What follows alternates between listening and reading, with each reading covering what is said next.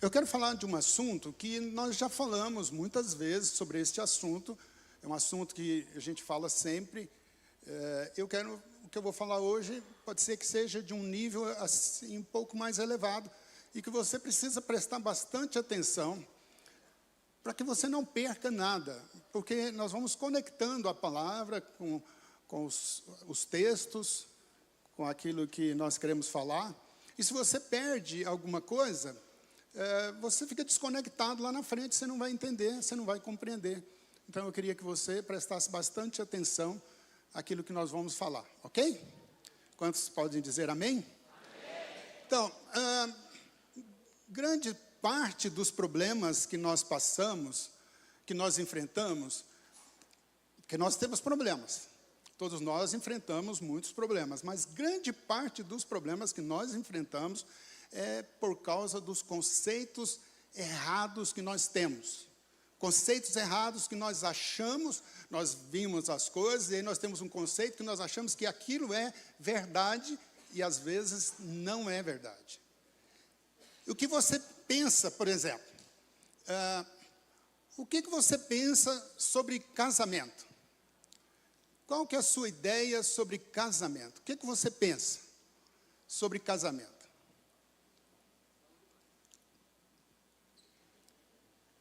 O que você pensa a respeito de prosperidade? Qual o seu pensamento? Qual o seu conceito que você tem? Porque tudo depende de como você pensa, vai depender os resultados que você vai viver. Então, o que você pensa sobre prosperidade? Qual o seu pensamento sobre a vida? Qual que é o seu pensamento a respeito de religião? O que é para você? Quando te pergunta, fala de religião, o que tem dentro do seu coração? O que está aí dentro? O que você pensa? Qual o conceito que você tem? Como você pensa a respeito da vida? Então, se eu tenho um conceito errado a respeito das coisas da vida, eu não vou romper, eu não vou vencer, aí eu vou enfrentar problemas. Quando eu penso errado, eu vou enfrentar problema. A palavra de Deus diz lá em Provérbios, capítulo 23, verso 7, diz assim: que assim como o homem imagina em sua alma, assim ele é. Assim como o homem imagina em sua alma, assim ele é. Isso significa o quê? Que aquilo que você acredita sobre si mesmo, aquilo que você acredita sobre você, é extremamente importante. O que você crê a respeito de você? Irmãos, por favor, eu quero que você reflita bem no que eu estou falando. Que você pensa, medita bem na palavra que eu estou te dizendo, que eu estou convidando você para pensar comigo. Eu não quero só que você ouça aqui, não. Eu quero que você ouve com o seu coração. Pensa comigo, vamos pensando, vamos caminhando de acordo com aquilo que eu vou estar falando para você hoje. Então, porque o seu comportamento vai ser de acordo com aquilo que nós acreditamos, de acordo com aquilo que você acredita.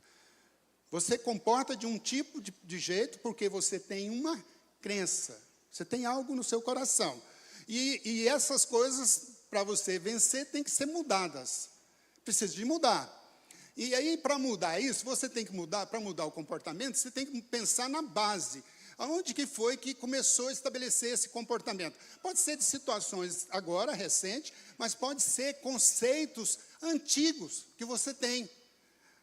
Relacionamento com os seus pais, relacionamento com a sua família, pode ser de coisas antigas. E esses conceitos vão trazendo um alicerce, uma base. E você hoje é resultado desses conceitos, desses pensamentos que foram formando você. Você foi vendo as coisas e foi fazendo uma leitura a respeito de tudo isso que você viveu. E muitas vezes nós pensamos assim, que mudar o comportamento é fácil, mudar por si só. Porque o que nós queremos é mudança. Todos nós, não tem ninguém aqui que não quer crescer, que não queira mudar, não queira avançar, não queira melhorar como ser humano, como pai, como mãe, como filho, como profissional. Mas se você quiser mudar o comportamento por si só, não vai adiantar, não vai mudar. muda a crença, que você muda o resultado, muda o comportamento. Henry Ford diz o seguinte: o homem que pensa que não pode e o homem que pensa que pode, os dois estão certos. Mas como assim? Como que uma frase dessa parece assim, incoerente? Como que aquele que pensa que pode e o que pensa que não pode, os dois estão certos? Parece não ser correto isso, mas é verdade. A resposta que nós vamos dar à vida é de acordo com aquilo que nós acreditamos. Mesmo que eu tenha condição de realizar aquilo. Às vezes eu tenho condição de mudar isso. Eu tenho sabedoria, tenho força, eu tenho condições. Mas se eu creio errado, eu não vou conseguir. Eu vou sabotar. Eu vou fazer as coisas erradas para não dar certo. Por quê? Porque eu creio errado. E aí eu não consigo fazer mudança. Nós acreditamos e aí nós trabalhamos contra nós mesmos. Conhece alguém assim? Que tem condição, pode ser diferente, mas não é. Conspira contra ele mesmo. Sabe quantos relacionamentos que podia ser bênção, podia ser maravilhoso, mas a pessoa faz tudo para atrapalhar. Faz tudo. A vida financeira, a saúde emocional, tinha tudo para dar certo, tinha tudo para dar certo. Mas é uma encrenca, é um problema. Aí você fala assim, vamos mudar isso aqui. Bom, não é simples assim. Para você mudar, você tem que ir lá na base, lá nos conceitos que foram plantados, para haver uma transformação. Mesmo que eu tenha condição, eu posso ser fracassado. E posso não fazer o que tem que ser feito. Nós escolhemos, você escolhe no que você crê sobre Deus. Você escolhe o que você vai crer sobre Deus.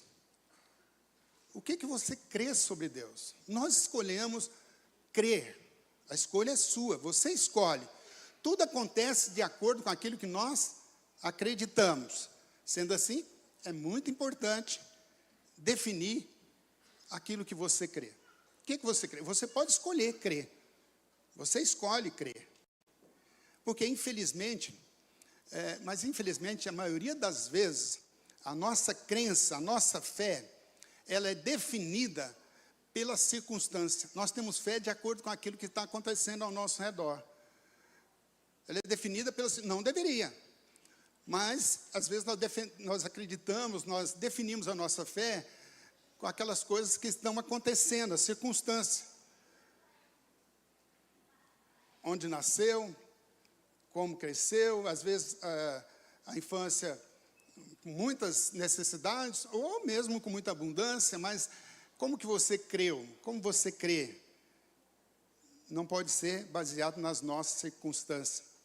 Então, se desejamos ser transformados, se eu desejo ser mudado, mudança, então, precisamos questionar. Eu quero ser mudado. Eu preciso ser mudado. Então, o que você está crendo? Qual é o seu pensamento? O que você crê? Como eu falei, o que você crê? Quer mudar o casamento? O que você crê a respeito de casamento? Você quer mudar a vida financeira? Prosperar? O que você crê? O que você crê sobre a vida emocional? Qual é o seu conceito sobre isso?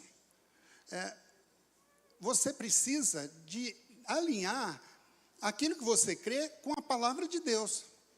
O que Deus diz a respeito de casamento? Qual a palavra de Deus? Estou perguntando.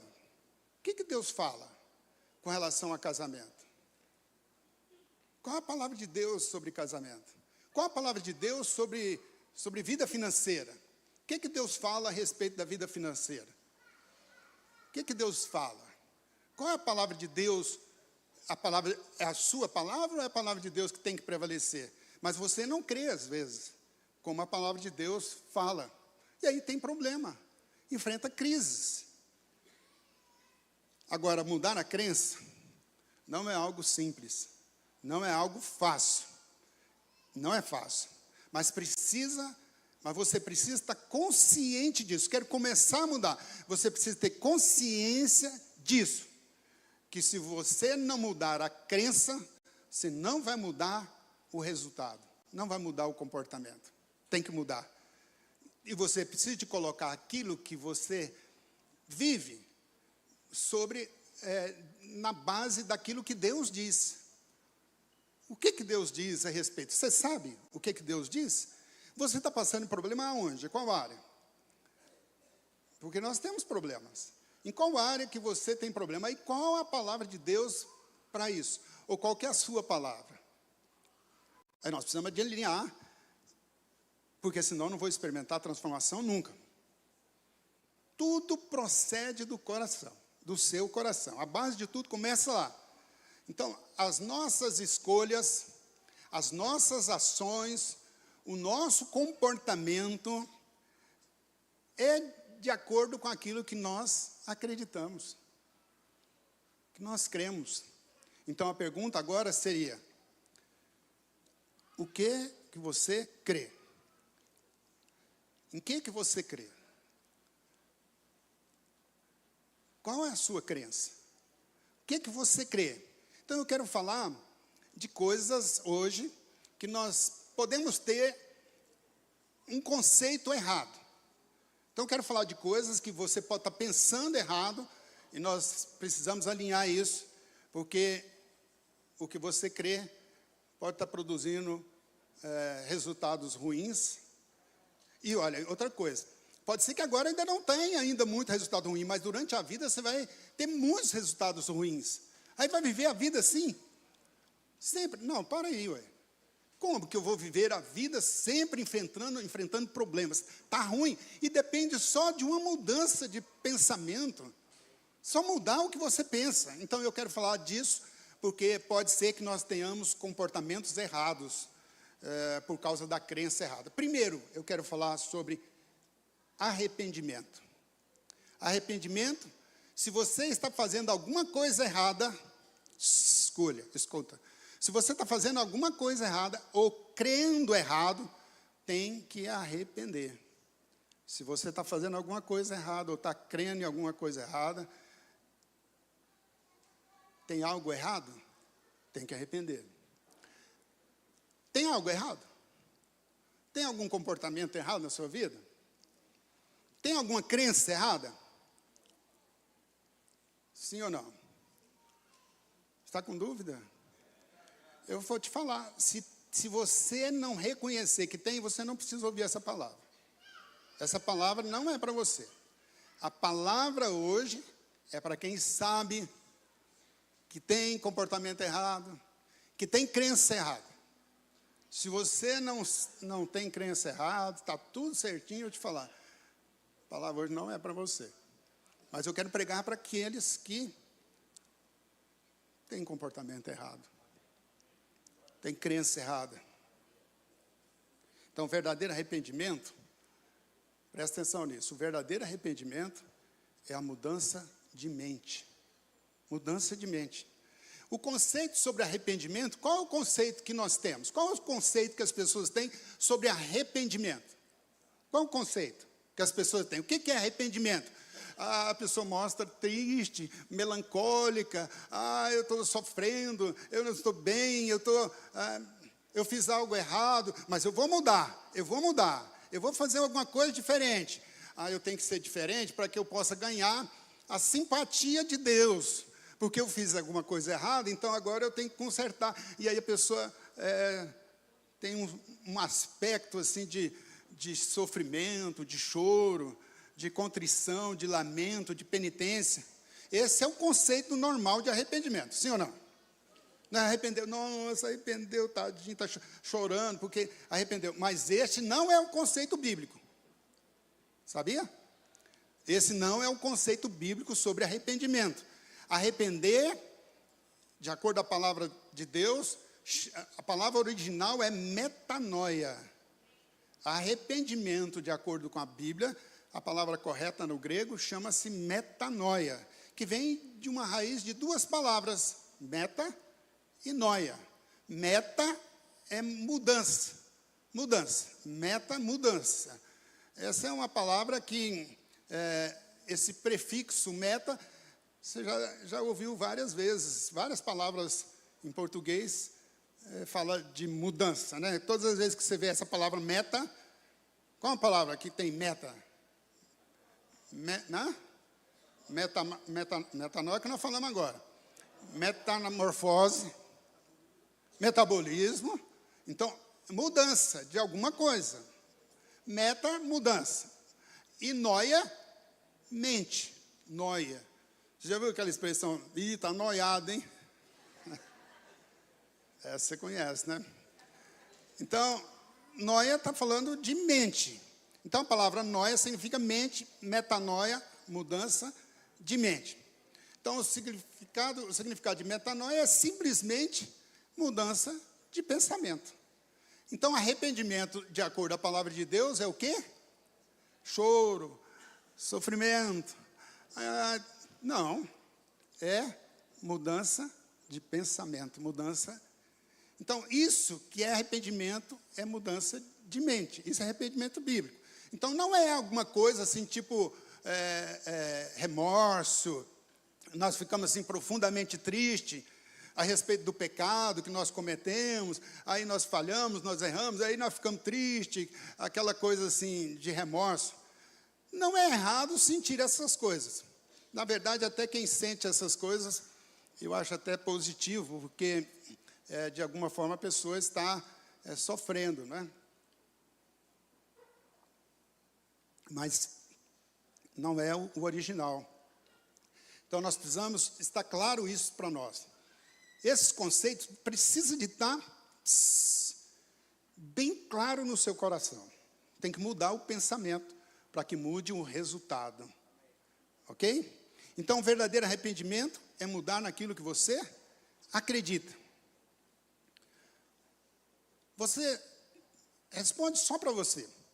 Tem alguma área da sua vida, assim, em relação a pecado, que você vive caindo? Você não consegue vencer? Você fala, não vou fazer isso mais. Aí quando você vê, está lá de novo fazendo. Está lá fazendo novamente. Não vou fazer. Aí está lá fazendo. Está lá errando. Então, eu preciso dizer que há alguma coisa errada com aquilo que você crê. Com aquilo que você acredita. Há algum conceito que você está acreditando que é falso, não é verdadeiro. E para você é verdadeiro. A questão é que isso são coisas tão sutis, tão escondidas, que você nem percebe. Você não fala assim, eu sei que estou pensando errado, então, mas eu vou continuar pensando assim. Não, não é assim não. Não estou falando isso, eu estou falando assim, tem coisas que está tão sutil, está tão profundo, está lá no subconsciente, no inconsciente, que você nem percebe que você crê assim. Aí como que a gente sabe que está errado? Por causa do comportamento. O comportamento está errado. Mas você não sabe. Eu estou aqui para tentar te mostrar isso. Para mostrar para você que tem conceitos errados, e o primeiro deles é sobre arrependimento. Então, precisa de mudar isso. Se você quer mudar a vida, precisa mudar o que crê. Precisa mudar a crença. Deixa eu dar um exemplo assim mais... É um exemplo clássico, muito comum, né? A pessoa está casada, casamento. Casou com a pessoa, sonhou ser feliz. Quando você casou, você falou isso. Você falou, eu vou ser feliz. Mas você chega em casa, é um problema. É um bulldog, sabe? Com fome, faminto. Chega rosnando, vive mal. A esposa também. Puxa vida, a melhor parte da vida é a família, é casamento. O que é melhor do que isso? O que é melhor do que casamento? Só o céu. Só o céu é melhor do que o casamento. Mas por que eu sou uma encrenca desse jeito no meu relacionamento? Por que isso é um problema? Nossa, porque tem uns que é problema. Aqui na videira não tem ninguém, né? Aqui está todo mundo muito abençoado. Mas é um problema. E eu sei que você não quer ser problema. Você falou, eu vou ser feliz com essa minha princesa, com esse meu marido, mas não dá conta. Por que você não dá conta? Porque você tem um pensamento errado. Porque você tem uma crença errada. Então, o foco da vida cristã, a vida cristã, resumindo a vida cristã, é mudança de pensamento. A vida cristã é mudar de pensamento. O resumo do que é a palavra vida cristã é mudança de pensamento. O que nós acreditamos vai ser o resultado daquilo que nós vamos viver. Romanos capítulo 12, verso 2 diz assim, olha o que diz. Todo mundo conhece esses versículos de cor salteado, para trás e para frente. Paulo diz assim, não vos conformeis com esse século. Não conforme com esse século. Não conforme. Aí você faz o quê? Não conforma com essas coisas. Quando eu falo não conformo com esse século, não conforma com a situação que às vezes a gente vive. Não conformo com isso, não contento com isso, porque tem indignação. Tem coisas que você fica indignado. Eu vou falar uma coisa, se você não fica indignado por nada, segue o enterro, já morreu. Porque como que você não fica indignado? Sabe, eu vejo essas informações aí do Rio Grande do Sul, rapaz, eu não dou conta mais de ver aquilo. Porque eu fico muito indignado, isso me indigna. Sabe, eu vejo pessoas acabando com o seu casamento, e nossa, eu fico indignado. Eu fico indignado quando os nossos jovens ora e não casam. Eu fico indignado. Eu fico indignado quando as pessoas chegam no meu gabinete e falam para mim assim, que estão depressivos. E aí, sabe como é que as pessoas tratam a depressão? Eles tratam a depressão assim, isso é, como é que fala? Isso é piti, isso é não sei o quê. Aí está casado o marido e a esposa, aí um está sofrendo lá e o outro fica zombando, criticando. Eu fico indignado. Quando nós estamos criando os nossos filhos, aí nós não olhamos para a palavra, para ver o que a palavra de Deus fala sobre criação de filhos.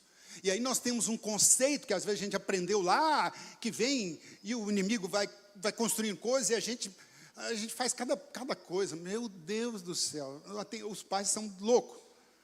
Eu não sei como essas crianças sobrevivem, porque é Deus. Porque a maneira que os pais tratam os filhos, nós precisamos melhorar. Nós precisamos mudar o que nós acreditamos sobre isso, para que nós possamos ter filhos vencedores. Porque a palavra de Deus te mostra isso, te ensina, te mostra, te fala qual maneira. Aí, Paulo está dizendo, não vos conformeis com isso. Mas faz o quê?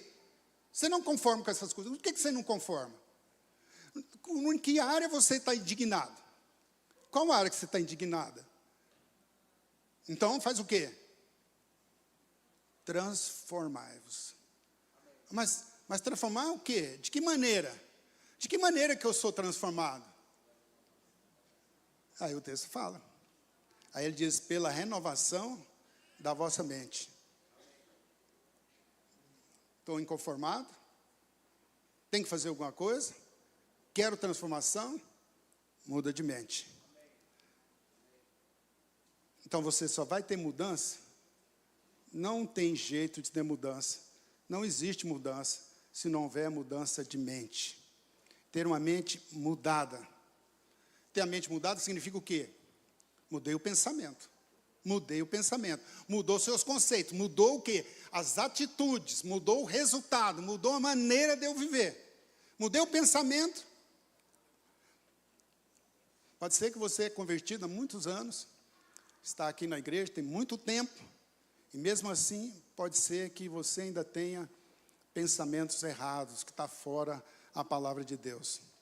A renovação da mente não é uma frase assim legal que a gente fala, né? Pastor, estou falando de renovação da mente. Que palavra legal, né? Renovação da mente. Não, nós estamos falando de arrependimento. Aí eu pergunto, vamos ver se você está entendendo. Vamos ver se você está compreendendo o que eu estou falando. O que é arrependimento? Só pensa aí comigo. Só pensa, não responda, senão você vai responder errado. Então, o que é arrependimento? O que é arrependimento? Nós estamos mudando o conceito sobre arrependimento.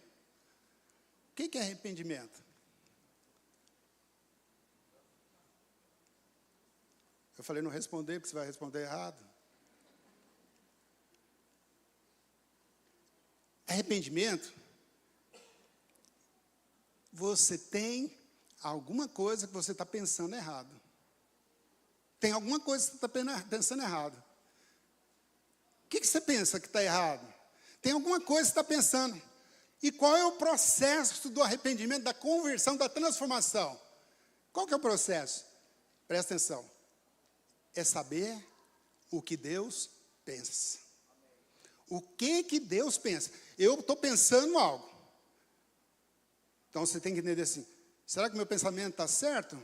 Será que o que eu estou pensando está correto? Porque qual é o pensamento de Deus a esse respeito? Aí começa. Aí começa a mudança, começa a transformação. Então, aí você coloca a sua fé alinhado com a palavra de Deus. Segundo, nós somos justiça de Deus em Cristo. É claro que nós estamos sujeitos ainda ao pecado. O pecado ainda influencia a nossa vida. Mas nós precisamos saber o que a palavra de Deus diz a respeito do que nós somos justiça de Deus. Eu sou justiça de Cristo. Somos justificados de que maneira? Pela fé. Somos justificados, somos justos pela fé. Quem aqui é salvo? Você é salvo? Quem é salvo? Você é salvo? Salvo? Ok. Por que você é salvo? Como que você foi salvo? Pela fé. Você foi salvo pela fé. E agora você é justo de que jeito? Do mesmo jeito. Pela fé. Somos justiça de Deus pela fé. Isso significa o quê? Se eu sou justificado pela fé, significa que a minha justiça não depende da minha performance, não depende do que eu faço, não depende da minha capacidade, não depende do meu talento. Eu sou justo de que jeito? Pela fé. Amém? Somos justos pela fé. Foi feita justiça de Deus. Nossa justiça é Cristo. E a nossa justiça é Cristo, e Ele é uma pessoa. Cristo é uma pessoa. Está entendendo? E aí então, quando você é justo, você não pode mais se ver como pecador. Mas eu sou justo com Cristo. Uma maneira maligna do diabo, é uma estratégia do diabo, é levar você a pensar que você é pecador. Você é pecador? Você é pecador? Sim ou não? Você é o quê? Justo. Justo. Isso é metanoia. Você é justo, você não é pecador. Você é justo. Eu sou justo. Lá no... Eu vou tentar te ilustrar isso para você entender melhor. Lá no nosso recanto, nós temos lá uns pés de laranja. As laranjas foi resultado de enxerto. Era limão. E aí o técnico lá foi lá, cortou o pé de limão e enxertou um pé de laranja. O pé era de limão. Aí nasceu laranja. Nasceu as laranjas. Só que a gente descuidou de um tempo lá, descuidou, e aí foi nascendo alguma coisa da original, que era limão. Então, quando a pessoa olha para você ouve uma... Você é limão agora? Não, você não é limão. Mas era limão. Você nasceu pé de limão. Você nasceu pé de pecadeiro. Mas agora não é mais. Você mudou. Você não pode falar para aquela planta lá, você é limão. Não, eu estou produzindo laranja, olha aqui. Laranja. Mas era limão. Então você não é mais limão. Não, eu sou um limão assim, parecido com laranja. Não, não é não. Agora, é porque às vezes tem laranja que é azeda, não tem? Tem laranja azeda ou não? Pois é, tem crente azedo, não tem? Rapaz, como tem crente azedo. Tem uns irmãos que é azedo demais. Laranja também apodrece. Apodrece. É laranja. Pode acreditar. É laranja, mesmo que seja azeda. Aí a gente faz o quê? A gente aduba. Você está aqui hoje sendo adubado. Nós estamos mexendo essa terra, jogando um salito aí, jogando os agricultores que sabem aí, e jogando uns adubo, ele vai ficar docinho. Pode acreditar. É laranja. Você foi enxertado em Cristo. Se você crê, presta atenção, se você acredita que você é pecador, quando você olha e fala, eu já ouvi, hoje acho que não tem muito tempo que eu não ouço isso, mas eu ouvia muitos irmãos orando assim, eu sou um pecador miserável. Eu falei, não, você não foi, você não é mais limão, agora você é laranja, você foi pecador. Agora, se você acredita nisso, olha, como isso é sério. Se você acredita que você é um pecador, você vai ter fé para pecar. Quando você olha para você, você fala o quê? Sou pecador? Não, você foi pecador. Você não é mais. Só o amém do André ali, obrigado, viu? Então, se você acredita que é um pecador, sempre vai pecar. Aí quando você peca e fala assim, tá vendo? Aí, eu sabia, tá vendo? Ó, eu peco, ele peca, nós pecamos, todos pecam. Aí, tá vendo? Ó, o fulano sabe que eu sou pecador, mas o seu conceito de pecado, de pecador, está errado. A palavra de Deus diz que você é justo. Somos justos, somos uma nova criatura. Somos nova criatura. Você nasceu de novo. Não foi uma criatura assim reformada, recalchutada, não, é novinha. Cortou o limão. Sabe, aí tem uns pés que a gente não poda direito, aí de repente começa a nascer uns gai de limão, e se você não cuidar, mata a laranjeira e brota de novo o limão. Mas aí é porque não foi transformado. A planta pode haver isso, mas quem foi enxertado em Cristo, acabou. Não tem mais erro. Você agora é uma nova criatura. Não estou dizendo que nós não vamos pecar mais. Que não vamos errar. Você ainda é sujeito a pecar. Mas você agora é justo. E a sua justiça não depende do seu comportamento. A sua justiça depende de Cristo. Aleluia. Isso é muito poderoso. Consegue entender? Então não diga que você é um pecador. Não diga isso. Mas diga quando você errar, que você falhar, errei. Não, mas eu sou justo. Isso não está na minha natureza mais. Então, a ovelha pode escorregar e cair na lama. Mas ela não vive na lama.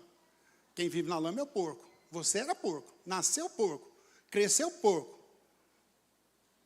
Mas Deus matou você. E você nasceu de novo, agora você é uma ovelha. Então, se você cai na lama, e é porco. Não, não é. Você sujou, mas você não quer ficar lá na lama. Não quer. Eu amo quando os irmãos erram, falham, e aí eles quase morrem. Aí eu judio um pouco mais também. Falo, tem que morrer mesmo, cara. Porque eu acho que isso é bênção, porque ele está percebendo que ele não é mais porco. Mas quem vive na lama, está lá na lama e gosta da lama, você ainda é porco, irmão. Você ainda não é ovelha, porque a ovelha não quer ficar. Então, quando acontece qualquer coisa, você não diga isso. Fala, eu sou justo. Eu não sou mais escravo do pecado. Eu agora sou livre. Então, quando nós acreditamos que fomos feitos justiça, aí começa, quando você não faz ideia de quanto é poderoso. Essa é uma chave tão poderosa. Quando você acredita que você é justo, você não faz ideia de quantas coisas vão mudar na sua vida. Quando você fala, mas eu sou mesmo justo? Será que... Nossa, todos os seus pecados, tudo, você agora é uma nova criatura. Irmãos, isso é muito poderoso, não é não? Sim ou não? É demais. Mas será que você sente assim? Ou você está só ouvindo falar, estou entendendo, sou justo. Mas você não sente assim. Por isso eu estou pregando para você. Para que você vai ouvindo, vai ouvindo, vai ouvindo. Quando é que nós vamos parar de pregar sobre isso? Sabe aquele pastor, sabe a história do pastor que foi para uma cidade? Aí ele chegou lá na cidade nova, que é a cidade de Currutela, né? E o pastor chegou lá na cidade, e um pastor muito conhecido, estava na igreja, e aí ele começou a pregar. O primeiro dia que ele pregou, ele chegou lá na primeira semana, ele pregou sobre ladrão de galinha. Aí na segunda semana ele pregou de novo, sobre roubar galinha. Depois na outra semana ele falou também de novo, sobre ladrão de galinha. E aí os presbíteros reuniram e falaram assim: pastor, eu sei que o senhor tem uma palavra boa, que o senhor é uma bênção, mas o senhor só está pregando sobre roubar galinha. Quando é que você vai parar de pregar sobre roubar galinha? Falei: quando os irmãos parar de roubar minhas galinhas. Então, quando é que nós vamos parar de pregar sobre isso? Quando os irmãos tiverem um entendimento, a revelação que você é justo. Você se sente assim? Para, pensa. Para aí. Pensa se você, quem é você? Sou justiça de Cristo, sou justo em Cristo. Eu não sou mais um porco, eu sou agora uma ovelha. E a ovelha não quer mais a lama, não quer. Terceiro, nós cremos na habitação e não na visitação divina. Eu ouço muitas pessoas falando assim sobre avivamento. Então essas são coisas que você também precisa de ter revelação. As pessoas ficam pedindo: eu quero um avivamento. A minha pergunta é assim: é mesmo? Nós precisamos buscar por um avivamento? É uma das palavras que a gente mais ouve. Vamos buscar um avivamento. Mas a palavra de Deus, lá em Efésios, capítulo 2, verso 1, diz assim: Ele nos deu vida, estando nós mortos nos nossos delitos e pecados. É uma contradição, né? Porque o que é avivamento? É nascer de novo. É nova vida, avivamento, avivou, reviveu. Nós estávamos mortos. Aí nós fomos avivados. Nós já nascemos de novo. Você já tem vida de Deus. Aí quando você fica pedindo avivamento, como que é assim? Você morre e depois vive de novo? Não, você já foi avivado em Deus. A palavra avivamento não tem no Novo Testamento, em lugar nenhum. Então a palavra correta para avivamento talvez seria dizer assim: despertamento ou transbordamento, alguma coisa nesse sentido. Agora, a igreja pode estar dormindo, pode sim, a igreja pode estar dormindo, mas morta não. Morta, a igreja não está morta, a igreja está viva. Pode ser que está dormindo, e tem uns irmãos que dormem, né? Brincadeira, esse dormindo aqui não é esse de dormir na cadeira aí, quando eu estou pregando. Olha, nós tivemos uma experiência, eu não sei quantos irmãos estavam aqui no dia que acabou a energia. Os irmãos foram fiéis, ficaram aqui comigo. Só que teve um monte que dormiu. Eu vi vocês dormindo, viu? Né, Fernando? Só estou te perguntando. Não falei nada. Não sinta condenado. Brincadeira. Então nós já estamos avivados. A igreja que ensina avivamento, ela está focando o quê? Ela está falando o quê? Quando você fala por avivamento, você está falando o quê? Você está falando de visitação. Vem, Espírito, vem. Você está falando, vem. Você está falando de visitação, como se o Espírito viesse e fosse embora. Como que Deus assim, uma hora vem, outra hora não vem. Não, está errado. Porque nós tivemos momentos assim de despertamento nos anos 70, e aí nos anos 80 acabou. Aí depois veio de novo, nos anos 90. Então tem uma impressão e as pessoas ficam falando. E se você crê assim, isso é muito importante. Isso é muito precioso. Porque se você pensa isso, assim, que Deus vai e que Deus vem, isso vai produzir um comportamento errado. Vai produzir um comportamento errado. Deus vai e vem. Não, Deus é residente, Deus habita em mim. Então o seu foco é na habitação ou na visitação?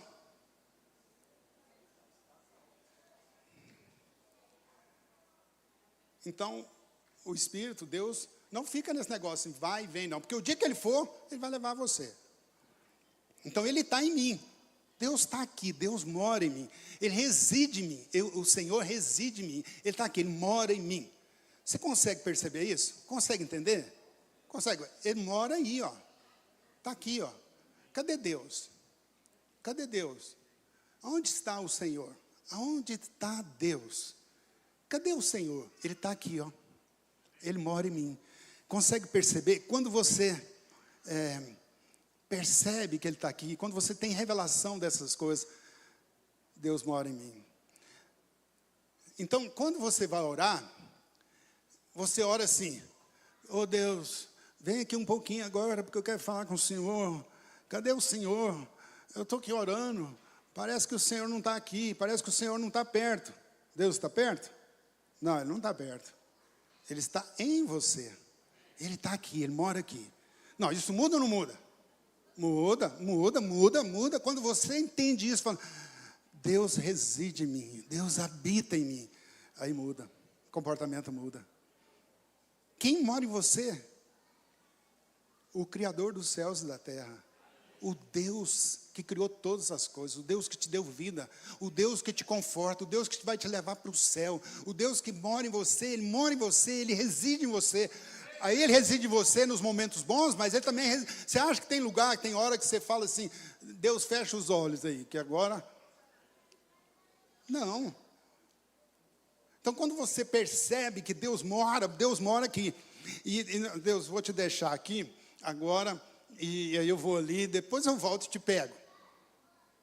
Não, Ele está vendo tudo. Ele está aí dentro. Então o seu foco deve ser na habitação. Então essas duas formas, olha, eu estou falando em duas formas, presta atenção, escuta, olha para mim. Essas duas formas de relacionar com Deus. Como que você relaciona com Deus?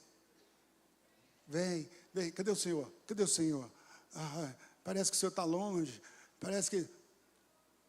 Ou você relaciona com Deus assim, ai Deus, sinto que o Senhor está triste, sinto que o Senhor está alegre, sinto que o Senhor vive em mim, eu sinto que o Senhor está me direcionando. Aí muda tudo, quando você percebe que Ele está aqui, aí você tem um caminho para seguir, tem atitudes para tomar, aí você fala assim, para onde que é mesmo? Para onde que é? O que é para mim fazer? Qual é a minha resposta? E aí você sai dessas noias, você sai dessas paranoias de falar assim, o que eu quero? Você já teve noia assim? De chegar em casa assim, você não sabe nem o que vai comer, estou com uma fome, mas não sei o que eu vou comer. Aí você vai fazer um negócio, você não sabe o que fazer, fala, não sei, qual a decisão que eu vou tomar, qual o caminho que eu vou? Está aqui, o Senhor mora aqui, Deus mora em mim, Deus mora em mim. Então o Espírito Santo não visita. Ele veio lá em Pentecoste, aí Ele veio e Ele está aí.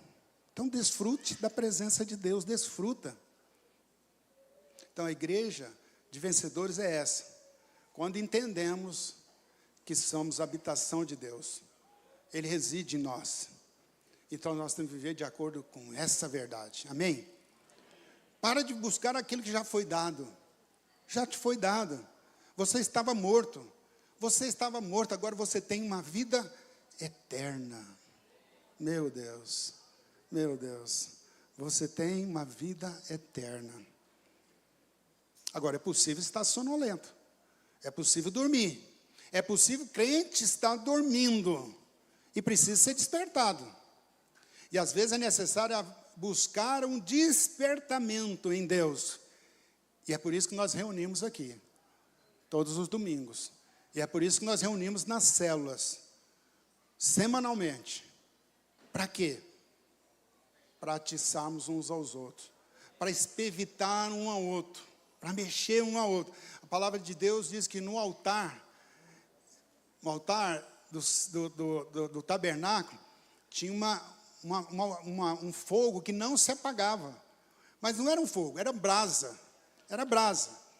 E aí, mas a brasa ia criando uma cinza e o fogo ia diminuindo. Aí Deus diz o que para Moisés? Moisés faz uma espivitadeira. O que é uma espivitadeira? É um negócio de ferro assim, com a ponta, e cutuca, porque o fogo não pode apagar.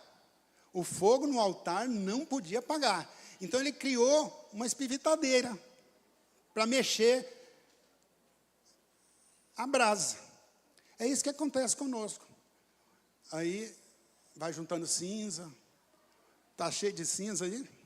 Está cheio de cinza, poeira. O mundo vai juntando cinza, o mundo vai cobrindo as pessoas, vai cobrindo você. E o fogo, aquela luz, vai diminuindo, vai apagando. Parece que o fogo está quase apagado.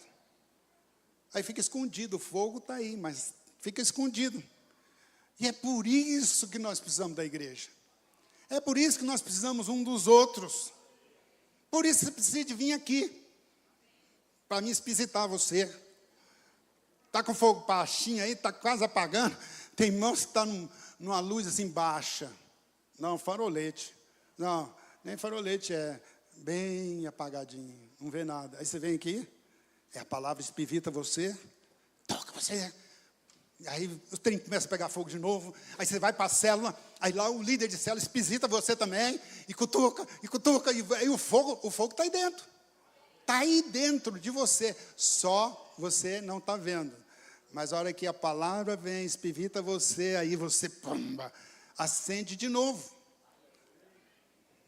Então, todas as vezes que eu prego, eu estou espivitando você. Estou atiçando o fogo dentro de você. O fogo não apagou, não. Tem um fogo aí. Tem fogo aí, tá bem? Tem fogo aí. Tem fogo aí, tá bom? Tem fogo aí, tá vendo? Tem fogo aí. Tem fogo, tem fogo, tem fogo aí.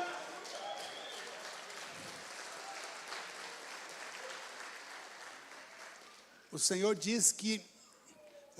Jesus diz que, às vezes, o pavio está sendo apagado. Sabe o que é pavio? Acho que todo mundo sabe aqui. Todo mundo é desse tempo da lamparina, né? Conhece lamparina, né? Tem alguém que não conhece aqui? Conhece, né?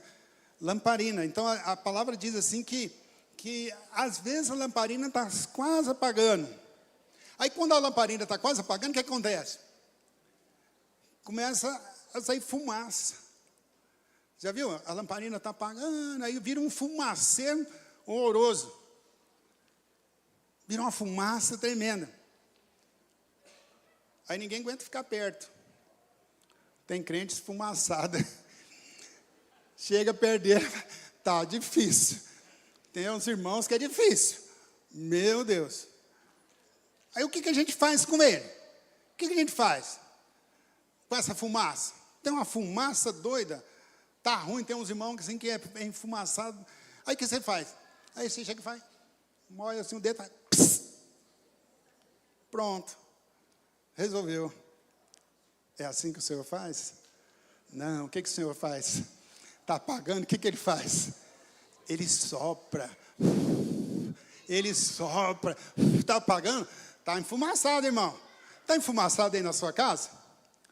O marido está enfumaçado aí, hein? Fala a verdade. A esposa está enfumaçando a sua vida? Está muita fumaça aí na célula? Sopra, sopra, sopra. Jesus não diz que ele não apaga o pavio que está fumegando. Pelo contrário, ele assopra.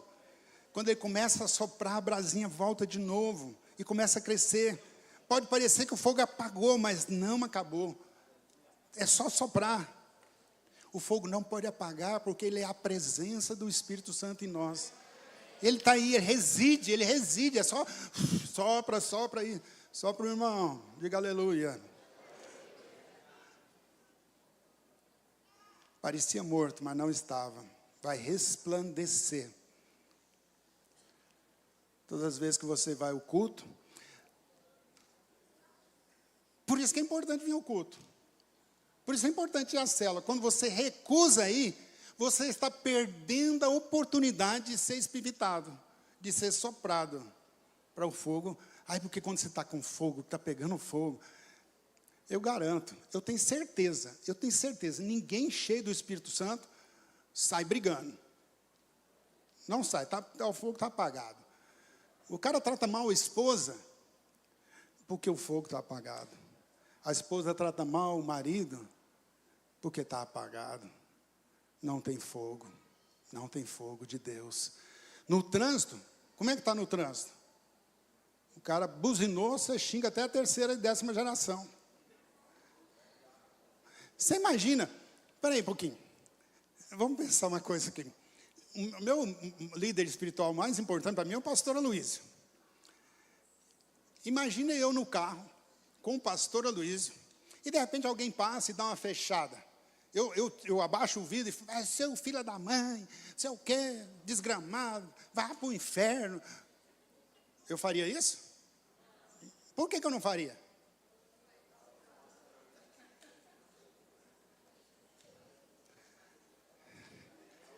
Mas você tem alguém mais importante aí com você. E você não está nem aí. Xinga, briga, buzina. É mais importante que o pastor Luiz, muito mais. Então o Espírito Santo, o fogo de Deus, sabe por que você faz isso? Porque está apagado, está cheio de cinza, está fumegando, está saindo só fumaça. Aí cadê fogo? Não tem fogo de Deus, precisa ser espiritado. Quarta, graça equilibrado com a fé. Estou concluindo. Estou perto. Efésios capítulo 2, verso 8 e 9 diz assim: pela graça sois salvos. Quem conhece esse versículo? O resto conhece não? Pela graça sois salvos, mediante a fé. Vou te fazer uma pergunta. Está vendo como que essa pergunta é importante você responder para você mesmo? Você é salvo pela graça ou você é salvo pela fé?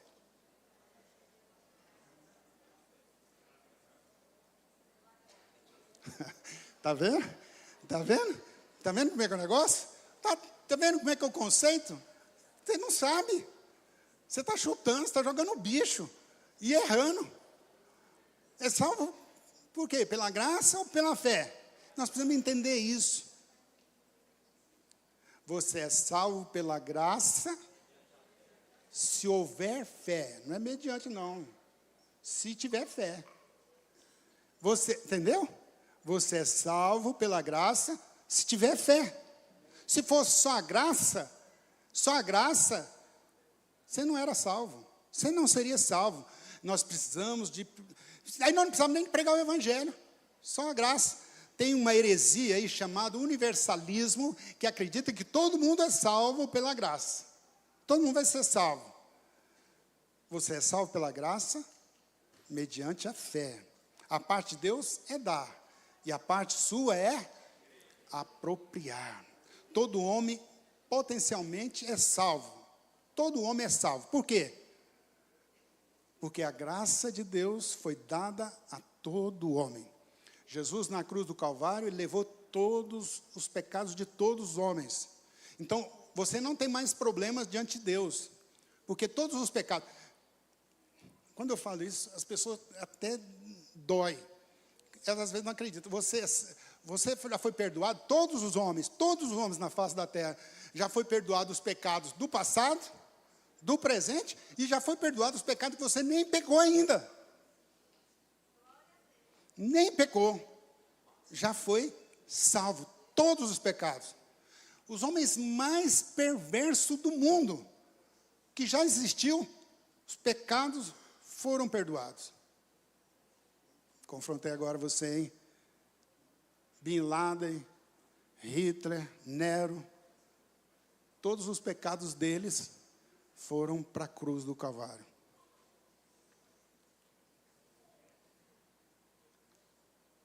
Bin Laden, o pecado dele foi perdoado, sabia? Mas ele é salvo? Eita, agora você ficou com dúvida, hein? Está vendo? Está vendo que nós precisamos falar essas coisas? Os pecados, pecado de Nero, pecado de Hitler, foi tudo cravado na cruz. Mas eles foram salvos? Não, não foram salvos. Por que eles não foram salvos? Porque não creram. Os pecados foram perdoados, mas não foram salvos. Por quê? Não creu. Não acreditou. Não creu. Não creu. Para que você possa ser salvo, você precisa de crer. As pessoas têm um conceito assim, que as pessoas... Por que as pessoas vão para o inferno? Por que as pessoas vão para o inferno? Ah, porque eles são muito pecadores. Assim, pelo jeito que as pessoas falam, parece que tem até uns departamentos no inferno. Tem uns que, aqueles que mais bandido, aqueles assim, pior. Aí tem um departamento assim, mais quente ainda, mais pior ainda. Aí tem uns que pecou menos, aí fica num departamento menos pior. Roubou muito, matou muito. Então vai para o inferno porque fez um monte de coisa horrorosa. Então essa é a concepção, é a ideia que as pessoas têm sobre o inferno. Vai para o inferno porque pecou muito, pecou demais. Deixa eu te falar uma coisa. Eu vou confrontar, eu falei para você que eu ia te confrontar hoje. Só tem um pecado que leva a pessoa para o inferno. Só um. Só tem um pecado. Pastor, mas o cara matou. Pois é. O cara roubou. O cara sequestrou. Hã? Tem um pecado só que te leva para o inferno. O resto tudo não te leva para o inferno. Nenhum pecado te leva para o inferno, mas tem um que te leva. Qual é? Hã? É não crer. Não crer no Senhor. Não crer que Jesus morreu na cruz para te salvar. Não crer. Esse pecado te leva para o inferno. Esse é o pecado que vai te levar para o inferno. É o único pecado que nos leva para o inferno. O dia do julgamento final, diante do trono, a única pergunta que vai fazer é se você creu. Creu em Jesus? Você crê que Jesus perdoou os seus pecados? Irmãos, isso é confrontante, não? Sim ou não? Não, né? Você nem falou amém, né? Todos os pecados já foram levados. O único pecado que permanece é o de não crer. Quantos creem? Então você é salvo. Então por que você crê? Por que você crê?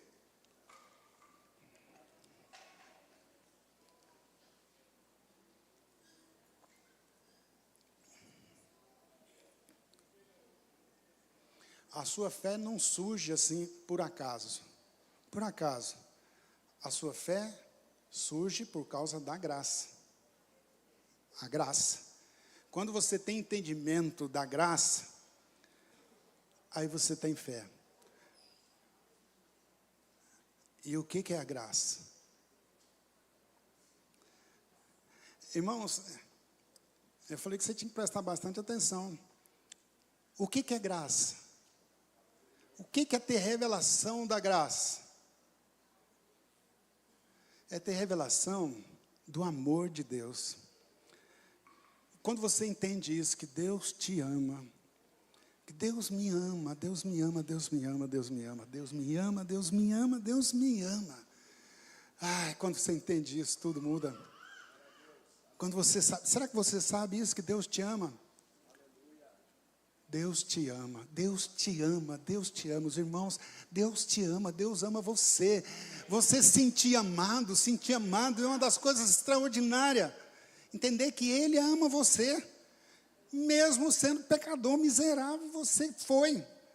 E Deus te ama. Isso é o entendimento do que é graça. Do que é graça. Então isso enche o seu coração, quando você entende de graça, enche o seu coração de uma fé poderosa. E essa fé te salva. Tudo acontece pela graça, mediante a fé. Se não tiver fé, e a fé vem quando? Não, vocês estão entendendo? Está entendendo? A fé vem quando eu entendo a graça. E a graça é quando eu entendo que eu sou amado. Entendeu, Fleury? Eu entendo que Deus me ama. Mesmo com todos os meus erros, com todas as minhas falhas. Ele me ama. Aí esse entendimento de graça. Aí agora eu tenho fé. E essa fé me salva. E essa fé muda a minha vida. Então é salvo aquele que crê. Pastor, e aquele que estava na igreja e saiu da igreja e hoje está na vida? E aí? Ele foi salvo, ele creu, como é que é isso? Vou te contar uma coisa, a salvação é como um vírus contagiante, que uma vez que você pegou, nunca mais tem jeito dele sair. Uma vez que você foi contagiado com esse vírus, você recebeu o vírus está dentro de você, é Deus dentro de você. Não tem mais outro jeito. Não é possível mais arrancar isso de você. Você foi conquistado eternamente por esse amor de Deus que conquistou você. É um vírus celestial que te salva. Agora, ser membro da igreja, vir no culto, ir na célula, não significa que você é salvo. Você é salvo. Só o fato de vir no culto, de ser batizado, de participar da ceia, de participar da célula, de ser líder de célula, de ser discipulador, de até ser pastor, não significa que você é salvo. Não significa. É preciso crer, é preciso nascer de novo, ser nova criatura. Aí sim. Aí quem nasceu de novo, quem é nova criatura, acabou. Então se ele vem e vai embora, e agora está lá conjugando o verbo pecar, não foi salvo. Não foi salvo. Tomou banho de piscina, mas não foi salvo. Porque o salvo é nova criatura. O salvo está vivendo diferente. Pode ser até uma laranja azeda, mas é laranja. Que precisa ser trabalhada. Se você foi contaminado por esse vírus, você nasceu de novo.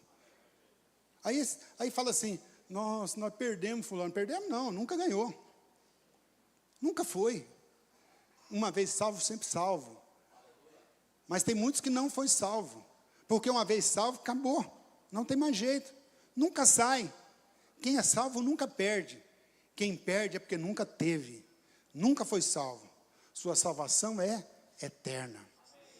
Você não é ovelha hoje, amanhã é pouco, depois volta a ovelha. Não, não tem jeito. É eterna. Por que ela é eterna? Porque não depende de você. Não depende de você ser salvo, não depende de você, nada, depende daquilo que Cristo fez. Nem para continuar salvo. Deus começou a obra e vai terminar. 1 João diz assim, esta é a vitória que vence o mundo. Qual que é? A nossa fé. Essa é a vitória que vence o mundo. A vitória que vence o mundo é o fé, a nossa fé. Sexto e último, vou terminar com o sexto. Tinha 16, mas vou terminar com brincadeira. A última. A bondade de Deus é que nos conduz ao arrependimento. Aí Deus, eu vou te falar, viu? Deus é extraordinário. Aí ele fala assim, Romanos capítulo 2, verso 4. Ou despreza a riqueza da sua bondade e tolerância e longanimidade, ignorando que a bondade de Deus é que te conduz ao arrependimento? Paulo afirma que a bondade de Deus é que nos conduz. Ignora isso? Você ignora isso? Paulo fala, você está ignorando isso? Não despreza isso. Não despreza. Olha o que Paulo está dizendo. Não despreza isso. Não despreza. Não despreza, porque, olha, vou te falar uma coisa. É a bondade de Deus que te leva para o arrependimento. Está entendendo? É a bondade de Deus que te conduz ao arrependimento. Está vendo, gaúcho? Não depende de você, rapaz. Não basta ser forte. Tem que ter revelação da bondade de Deus. É a bondade de Deus. Oh, meu Deus do céu. Que coisa extraordinária, que coisa abençoada. Então, não é um medo que te conduz ao arrependimento. Não é medo. Paulo afirma isso, é bondade. Não é um medo. Mas tem pessoas, eu fico assim, tem gente que tem táticas assim, as táticas é assim, eu vou passar bastante medo, que se tiver medo, não faz. Se tiver medo de Deus, aí vai mudar. Vai mudar. Sabe como é que chama isso? Esse negócio de passar medo para a pessoa mudar? O nome disso é religião. A religião que faz isso. Ela quer passar medo para a pessoa não mudar. Não, e o pior, presta atenção, só isso aqui vale $1 milhão. Pais que ensinam os seus filhos a terem medo, achando que passando medo vai haver mudança, está errado. O maior e o melhor de todos os sentimentos chama-se amor. Chama-se amor. Sabe qual é o filho que vai seguir a sua orientação? Não é aquele que tem medo. Não é, André. O medo não vai fazer com que ele não vá. Não, sabe qual é a única coisa que vai mudar o seu filho? É quando ele sentir amado. Sentir um amado. Então, quando a gente se sente amado por Deus, aí você fala, esse Deus é bom demais, maravilhoso. Então, o que te transforma não é o medo. Pelo contrário, é o amor, a sua bondade, a sua imensa graça. O medo não é mais poderoso do que o amor. Diga isso comigo. Acho sentido de falar isso. Diga comigo, o medo não é mais poderoso do que o amor. Diga assim, o amor é o mais sentimento poderoso. É o sentimento mais poderoso. Você sente amado? Você sente amado por quem? Por Deus. Esse é o mais importante de todo sentimento. Sentir amado por Deus. Sente amado pela esposa? Sente amado pelo marido? Sente também amado pela esposa? Ela te ama? Ama? Você ama ele? É bom? Você ama ela? Hã? Sim ou não? E ela te ama? Você tem certeza? Isso é bom demais, não é não? Os casados. Só para os casados. Para você que é casado. A sua esposa te ama? Ela ama você? Ama? Sua esposa te ama? Sente amado? Sente amada? É maravilhoso isso. Sentir amados. Mas o melhor e maior dos amores é o amor de Deus. Deus não manipula você. Ele não quer criar medo em você. Se você entender o amor de Deus, isso vai desencadear em mudanças tão poderosas. É um poder para mudar você completamente.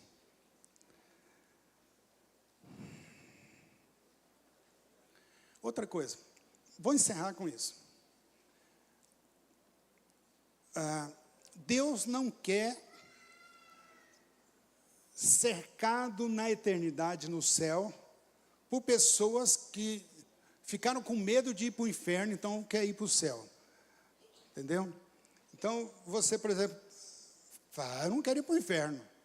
Porque o inferno eu já fiquei sabendo que é horroroso. Então, eu quero ir para o céu. Não. Não é igual o sujeito que vai comer um McDonald's, um sanduíche, em detrimento de não comer um sanduíche de estrume. Eu não vou comer um sanduíche de estrume, prefiro comer um Big Mac. Então, isso não revela, não mostra a qualidade do sanduíche. Porque você vai comer, não vai comer o estrume, porque você vai comer o sanduíche, porque o estrume não. Então, se essa é a motivação de ir para o céu, não vai para o céu. Sabe quem vai para o céu? Sabe quem vai para o céu? Quem é apaixonado para ir para o céu. Quem deseja muito ir para o céu. Eu quero estar com Deus, eu quero estar com o Senhor. Eu quero ficar perto do Senhor. Então, o que está me trazendo deslumbração, é o sonhar com o céu. O resto não importa. Quem vai para o céu, só quem sonha em morar no céu. Entendeu isso? O céu só vai entrar quem gosta da companhia de Deus, da igreja, quem quer ir para o céu. Mas tem muitos que querem ir para o céu para ficar livre do inferno. Não vai. Só vai para o céu quem for conquistado. E a mensagem é esta: que Deus amou o mundo de tal maneira que deu o seu único filho, para todo aquele que nele crê, não pereça, mas tenha vida eterna. Vamos orar? Vamos orar? Vamos ficar de pé? Vamos orar?